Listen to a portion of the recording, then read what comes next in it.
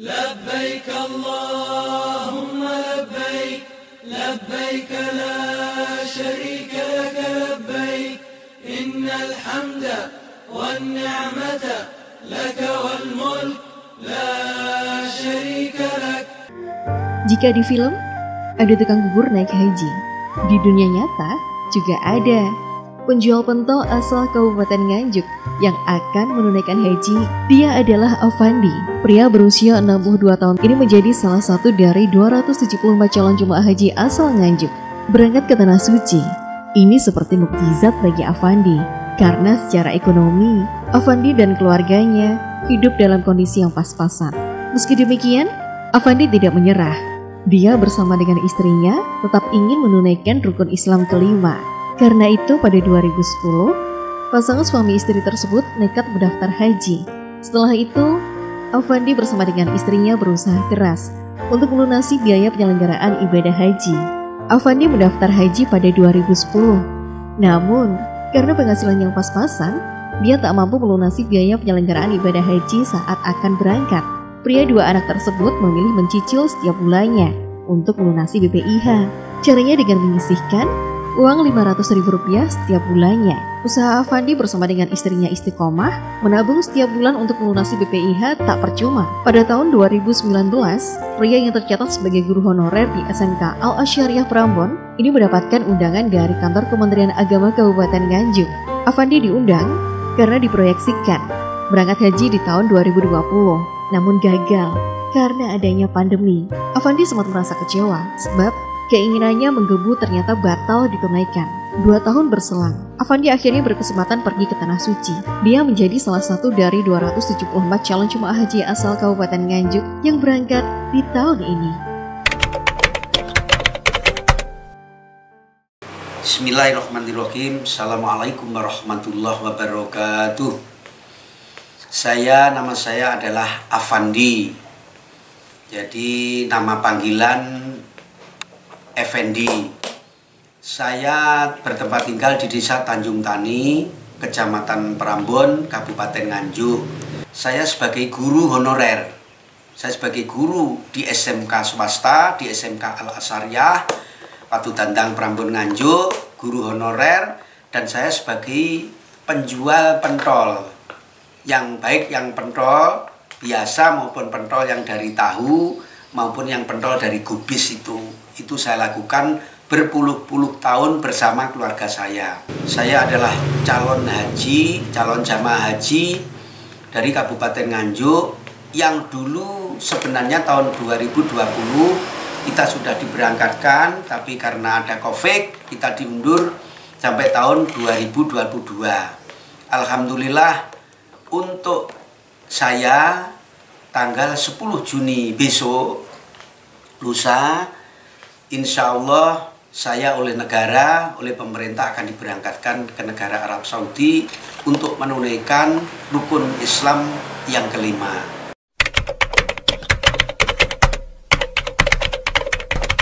Saya di sini mulai tahun 1994 Pak, Mbak, di sini saya. Akhirnya saya setelah berada di sini oleh masyarakat, saya disuruh mengaji, memberi tausiah ke masyarakat dengan pengajian umum untuk wanita dan untuk bapak-bapak, seminggu sekali wanita, seminggu sekali untuk bapak-bapak. Itu rolling se-Sanggeran desa. Saya Tanjung Tani, tapi karena jauh dengan Tanjung Tani, saya di Sanggeran mengaji saya. Jadi kegiatan saya pertama adalah memberikan pemahaman tentang agama ke masyarakat. Itu setiap malam Senin. Ini kegiatan saya. Kalau di sekolah kegiatan saya mengajar mulai 6:30 saya sudah berangkat, Mbak, dari rumah. Saya 6:30 saya berangkat. Di sekolah itu biasanya saya yang pertama kali sama ibu kepala sekolah. Setelah itu saya berdiri saja nunggu anak-anak.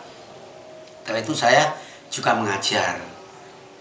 Itu kegiatan saya di masyarakat. Dan apabila di sekolahan itu ada wali murid yang meninggal, ada wali murid yang punya apa, saya disuruh memberikan tahlil, jadi memberikan doa pada jumlah murid sekolah saya yang 505 itu. Setiap kadang-kadang berapa hari ada yang meninggal, itu saya memberikan itu. Dan saya sering untuk kegiatan PHBI di sekolah. Kegiatan apa, saya sering disuruh memberikan tausiah, memberikan sedikit pemahaman tentang sesuatu mungkin yang anak-anak belum tahu. Dan apabila ada anak-anak yang tawur, anak-anak yang kecelakaan, itu ya saya ngurusi sampai di kantor polisi, sampai mana. Karena saya kan guru bimbingan konseling.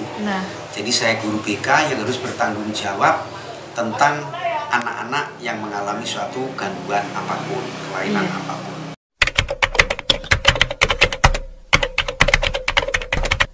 Mengatur waktu, pertama, pagi saya bangun jam 3. Jam 3 malam saya bangun sama ibu untuk mempersiapkan apa-apa yang harus disiapkan ibu sebelum jam 6:30. Sebelum 6:30, persiapan untuk berjualan harus sudah fit, harus sudah siap. Jadi saya mengajar di sekolah tidak akan terganggu oleh kegiatan berjualan di rumah maupun berjualan yang dititip-titipkan di sekolah-sekolah. Tidak akan mengganggu kegiatan saya yang pokok di sekolah. Ini pertama tentang jualan. Setelah itu saya ke sekolah, ibu di rumah jualan juga. Ibu jualan di rumah pada saat saya mengajar di sekolah. Setelah saya pulang di sekolah, saya mengajar sampai batas waktu yang telah ditentukan oleh aturan. Begitu saya pulang, saya langsung menggantikan ibu. Ibu kan istirahat, ibu capek, saya menggantikan di depan. Saya menggantikan, kadang-kadang saya mengambil di sekolah. Cinta, maksudnya begini, sisa poda itu saya ambil.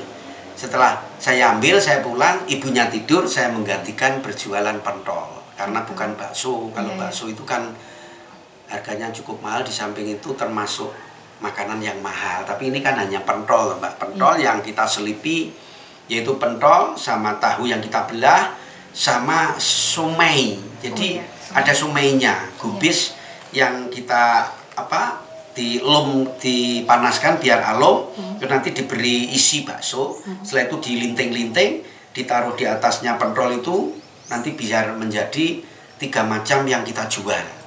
Yaitu pentol, terus somai, sama tahu, namanya tahu isi itu.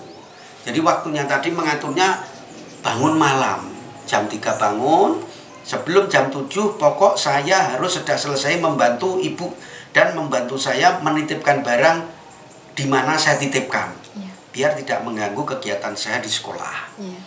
Jadi selama di sekolah, selesai di sekolah saya pulang, sekali lagi saya ulang bahwa saya akan, ibu saya suruh istirahat, saya berjualan, ngambil di sekolah mana yang sisa atau enggak, ngambil uangnya, ngambil barangnya.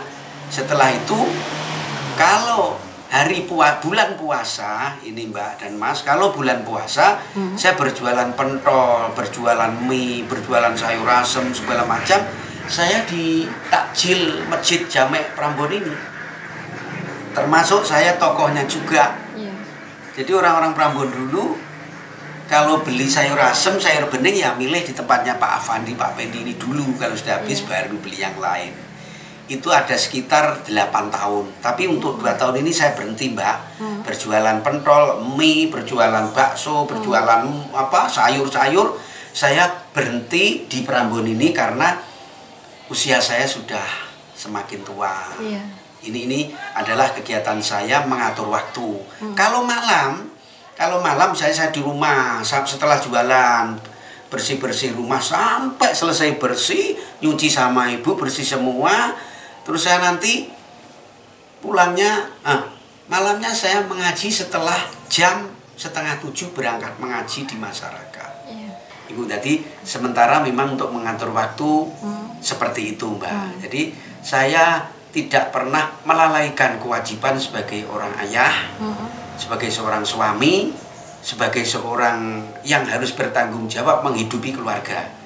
Saya harus betul-betul menata waktu sebaik mungkin.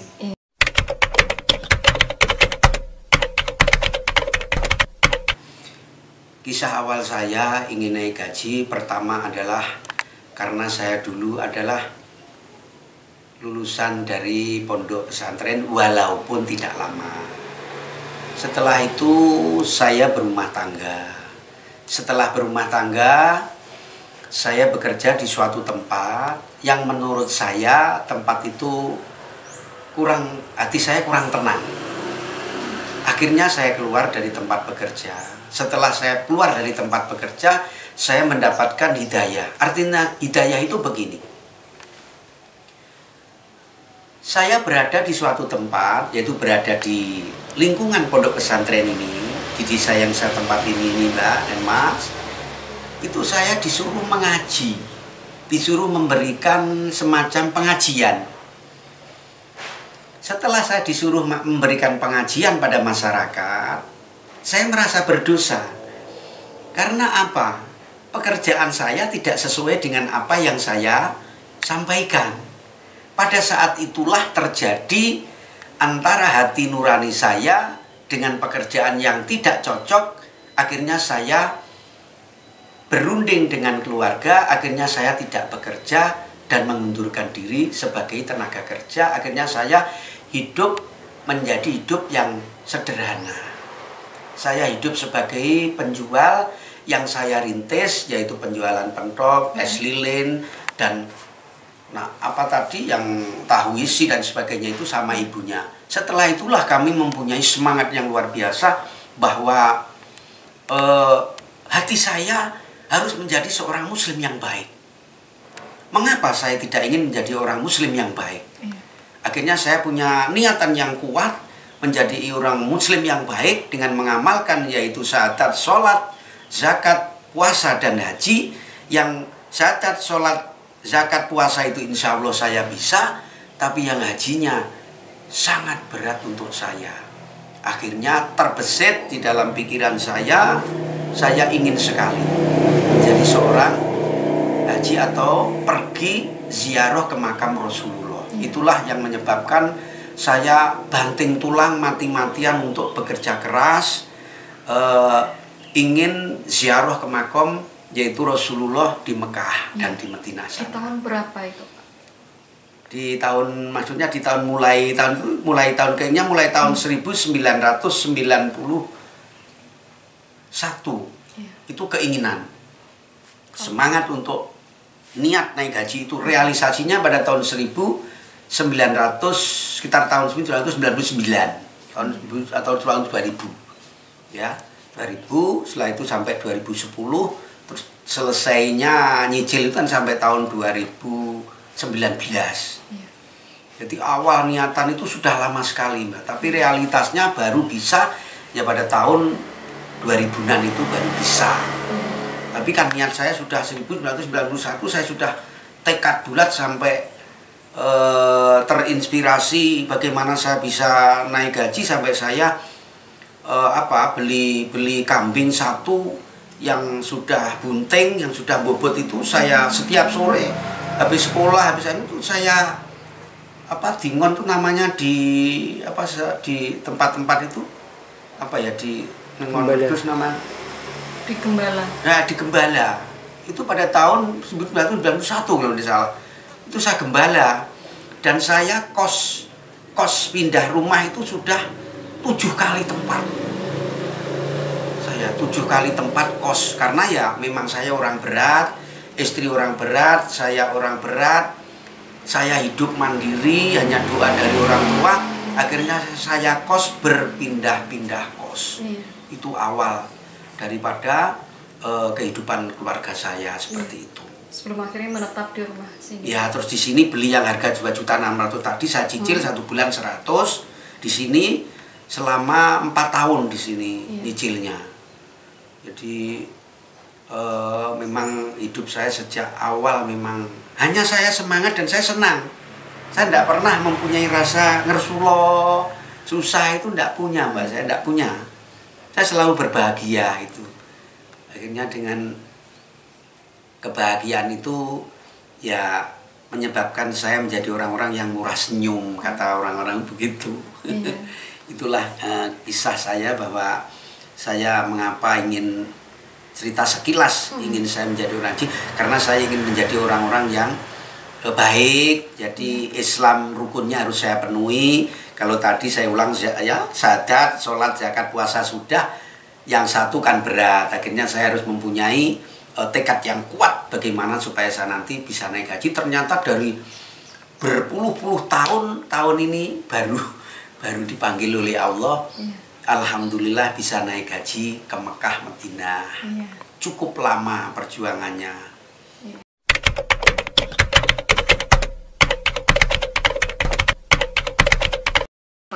Tidak ada, Mbak, karena tahun ini kan mendadak. Jadi pemerintah Arab memberikan keputusan 1 juta umat sedunia untuk naik haji itu. Indonesia kebagian 105.000. Itu mendadak sekali. Jadi 2 bulan atau berapa bulan sebelum hari H itu baru diberitahu. Akhirnya kami sebagai calon haji ya begitu, katakanlah orang Jawa mengatakan nabrak-nabrak ini ya, termasuk bukan tergesa-gesa, artinya bingung sekali. Jadi persiapan khusus tidak ada, hanya alas sekedarnya. Yang penting persiapan haji sudah siap, manasik selesai. Terus kita kalau seperti sangu-sangu kan ada yang namanya dari pemerintah itu ada yang dikembalikan itu ada. Itu nanti itu aja yang kita gunakan di Arab Saudi, karena di Arab Saudi kita akan ibadah. Jadi bukan niat awal untuk membeli baju yang baik dari Turki itu.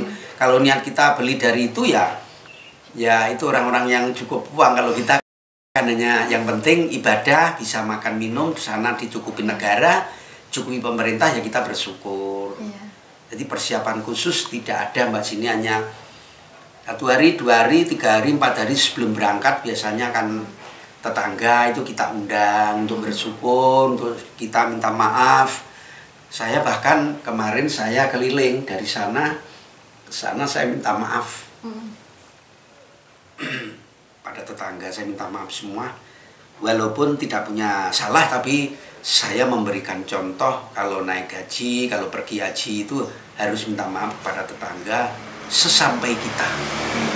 Soalnya walaupun sudah kita undang, kita tahlil di sini, makan-makan dan ngomong-ngomong, tapi tetap saya secara pribadi saya sowan ke tetangga sampai terjangkau saya minta maaf sekali. Itulah persiapan yang insya Allah saya siapkan. Jadi persiapan khusus tidak ada.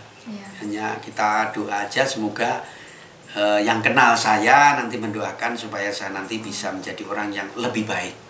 Itu yang penting.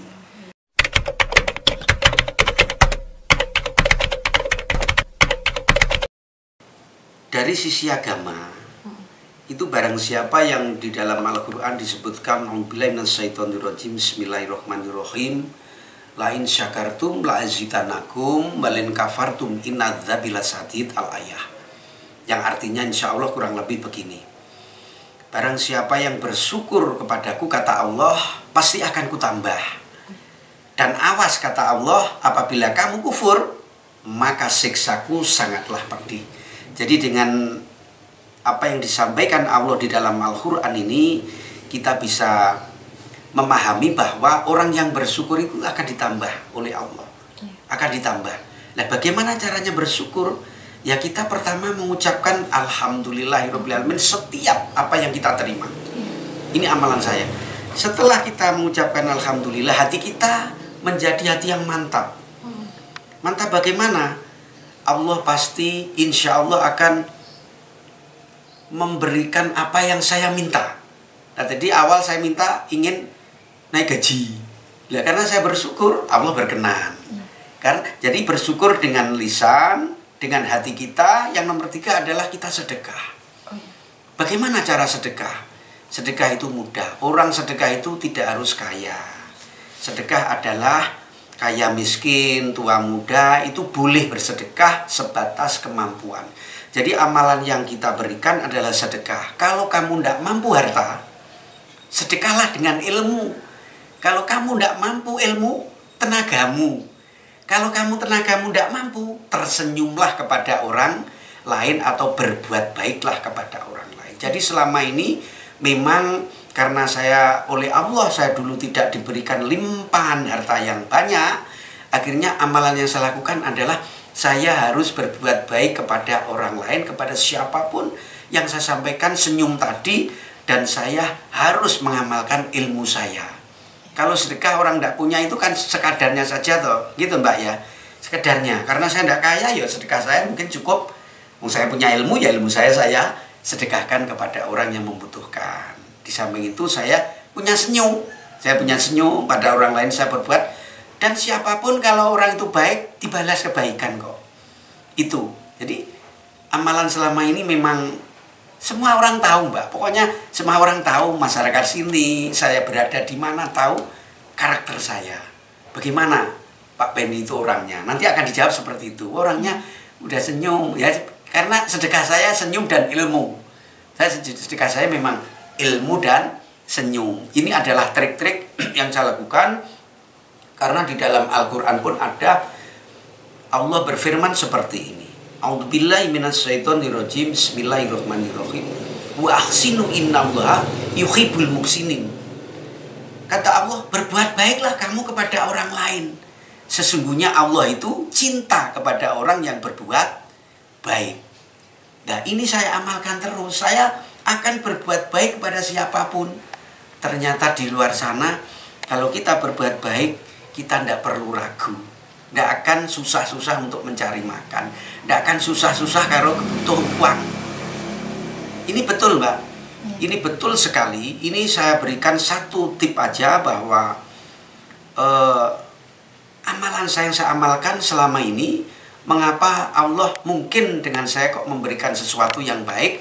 Mungkin saya karena amalan saya, harta saya tidak mampu, tenaga pun tidak mampu, artinya tidak mampu sebatas kemampuan. Tapi ilmu yang saya amalkan beserta saya selalu berbuat baik kepada orang lain, dan saya harus senyum kepada orang lain. Itulah Allah akan memberikan yang terbaik kepada kita. Karena barang siapa yang berbuat baik kepada orang lain, kata Allah, pasti kita akan dibaiki oleh orang lain. Itulah amalan yang selama ini saya katakan. Ini sekali ya saya berikan tipe tadi malam, mungkin nanti yang tulis atau enggak, monggo. Tadi malam ada yang ke rumah saya. Dia seorang kaya sendirian, tapi nanti Kamis insya Allah akan kesini lagi, tanggal berapa akan kesini lagi. Saya terharu, beliaunya memberikan saya itu uang, cukup dolar. Jadi saya diberi, apa Mbak yang di Arab itu real? Ya, uang real di amplop besar. Diberikan ke saya. Karena apa? Menurut dia katanya saya itu orang baik, katanya. Dia ternyuh melihat saya kok bisa naik gaji. Saya diberi amplop coklat isinya real banyak. Belum saya buka. Ini karena apa? Tadi Allah berfirman, wa sinu innallaha yuhibbul muhsinin. Berbuat baiklah kepada orang lain, pasti orang lain akan berbuat baik kepada kita karena Allah cinta kepada orang-orang yang berbuat baik. Itu amalan yang seharusnya kita amalkan Mbak. Kecuali kalau kita kaya, kita punya harta, kita ya sedekah harta saja, limpahan orang sudah senang kepada kita. Naik gaji 40 juta, tidak usah susah. Tapi kalau kita orang seperti saya yang begitu sulitnya untuk menembus,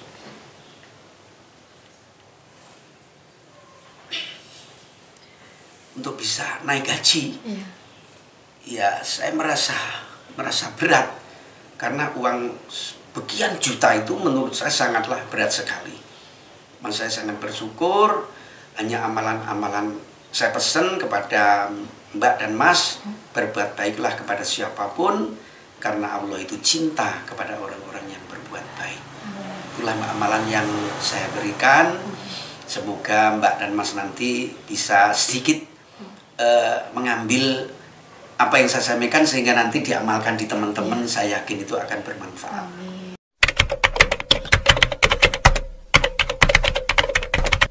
Untuk mengatur keuangan, tipe cara-cara yang saya gunakan. Pertama, kita harus pandai membuat skala prioritas. Artinya begini, kebutuhan yang paling penting dalam berumah tangga itu adalah menghidupi keluarga. Nah, di dalam menghidupi keluarga, kita tidak usah istilahnya selalu menengok kiri kanan dan berpandangan ke atas. Yang penting satu, kita bisa makan cukup gizi, yaitu sayur, lauk pauk sederhana, dengan menggunakan gizi, kita sayur mayurnya cukup, lauk pauknya biasa, kita bisa dengan cara akhirnya menekan pengeluaran untuk keluarga. Dengan pengeluaran keluarga kita tekan, insya Allah kita bisa saving, bisa menabung untuk sekolah anak. Setelah makan terpenuhi, sekolah anak terpenuhi, sekolah kebutuhan anak-anak terpenuhi, baik pendidikan di pondok maupun di sekolah terpenuhi, barulah kita kebutuhan yang lain, yaitu misalnya keinginan kita apa. Iya. Tapi keinginan kita, kan tadi sudah saya sebutkan, saya ingin naik gaji. Akhirnya dengan sedikit tabungan, 1 bulan tadi saya bisa menabung kurang lebih 500.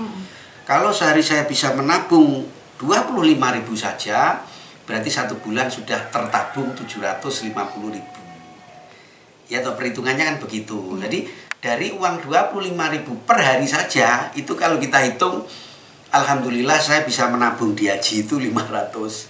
Itu 1 bulan. Makanya tipe dalam mengatur keuangan yang saya gunakan, karena saya sepakat dan ibunya sangat betul-betul irit. Istri saya itu orang yang irit, pintar sekali mengatur keuangan, yaitu satu kebutuhan keluarga harus kita penuhi dulu, karena kita hidup. Setelah kita kepenuhi, barulah kebutuhan sekolah. Setelah kebutuhan sekolah terpenuhi, barulah kita kebutuhan yang lain. Setelah kebutuhan yang lain, karena itu skala prioritas, saya ingin betul-betul ingin naik gaji, itu skala prioritas. Ingin naik gaji. Kebutuhan yang lain Bapak, nanti apabila ada sisa, misalnya kita berikan orang tua, kita belikan baju yang bagus, kita belikan perabot rumah tangga yang baik, yang lebih bagus, itu nanti setelah kebutuhan pangan, anak-anak pendidikan, setelah itu kebutuhan pokok prioritas haji, baru setelah itu kita tata. Dan itu memang memerlukan suatu, katakanlah di samping kesabaran juga apa yang kita sebut di dalam ekonomi, kita ikat pinggang itu kita kencangkan. Jadi kita harus pandai-pandai mengencangkan ikat pinggang. Karena kalau kita kencangkan ikat pinggang, insya Allah kita akan menjadi orang-orang yang savingnya baik, menabungnya baik. Karena pernah saya mengaji dulu, kalau tidak salah seperti ini. Kata Rasulullah itu, kalau kamu tidak ingin sakit, janganlah makan jika kamu tidak lapar. Dan hentikanlah makanmu sebelum kamu kenyang. Maka dengan hadis seperti itu yang disampaikan oleh Rasulullah, luar biasa. Kita akan menjadi orang-orang yang bisa cukup, karena tidak boros. Kita tidak akan makan makanan yang ini itu tidak. Kita akan menjadi orang-orang yang tidak boros, irit, dan kebutuhan-kebutuhan yang telah kita programkan awal itu nanti akan bisa terpenuhi. Namun ini tidak semua orang, Mas dan Mbak, karena ini adalah memerlukan suatu pengorbanan di dalam jiwa, apalagi kita hidup di era yang serbawah sekarang. Tidak mungkin kita akan mau katakanlah wes urip irit gak mungkin, karena ya inilah hidup era global yang seperti serbawah. Makanya jarang sekali orang-orang yang betul-betul hidupnya ditata sedemikian rupa.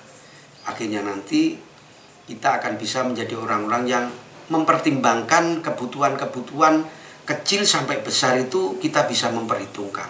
Mana-mana yang lebih penting, gak patek penting, tidak penting. Karena kalau tidak itu kita nanti akan menjadi orang-orang yang susah sendiri. Maka dengan itulah Mbak, dengan prioritas, skala atau kebutuhan yang telah saya programkan dengan keluarga, alhamdulillah sampai sekarang Allah berkenan. Kami insya Allah besok itu dipanggil ke Arab Saudi. Semoga saja nanti menjadi orang-orang yang jauh lebih baik. Oke, ini yang terpenting. Jadi seperti tadi yang saya sampaikan, untuk mengatur, untuk memprioritaskan kebutuhan, menata ekonomi.